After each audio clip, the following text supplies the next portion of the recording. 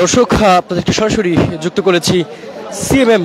Court থেকে এবং সেখান থেকে দেখানোর চেষ্টা করছি মিল্টন সমাদ্দার আলোচিত সমালোচিত এই মুহূর্তে সামাজিক যোগাযোগ মাধ্যম থেকে শুরু করে দেশের সবচেয়ে আলোচিত সমালোচিত যে ব্যক্তি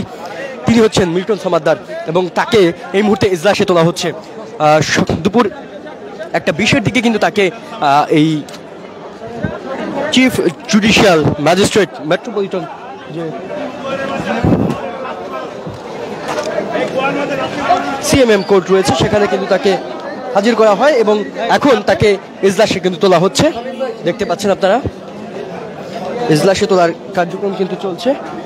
এবং গতকাল রাতে তাকে কিন্তু মিরপুর পাইকপাড়া এলাকা থেকে তাকে গ্রেফতার করা হয়। ডিবি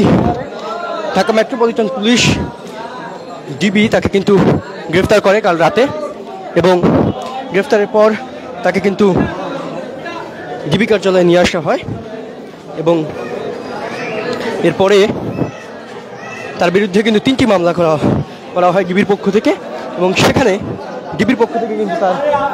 রিমান্ড চাওয়া হয়েছে এবং রিমান্ড মঞ্জুর করবে কিনা আদালত সে বিষয়টি জানা যাবে তাকে এজলাসে ওঠানোর পরে। তার বিরুদ্ধে কিন্তু মৃত্যুর জাল সনদ তৈরি, মানুষকে নির্যাতন, টর্চার সেল, মানব পাচারের মতো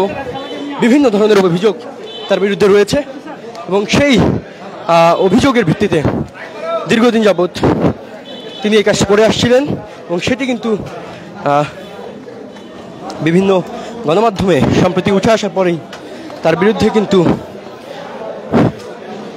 তদন্ত নামে এবং ঢাকা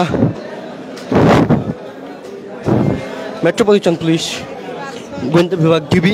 তাকে কিন্তু গ্রেফতার করতে সক্ষম হয়। এই মুহূর্তে তাকে সিএমএম কোর্টের এজলাসে তোলা হচ্ছে এবং মানবতার ফেরিওয়ালা ট্যাগ লাগিয়ে যিনি অবৈধ কার্যক্রম নির্যাতনমূলক যে কার্যক্রম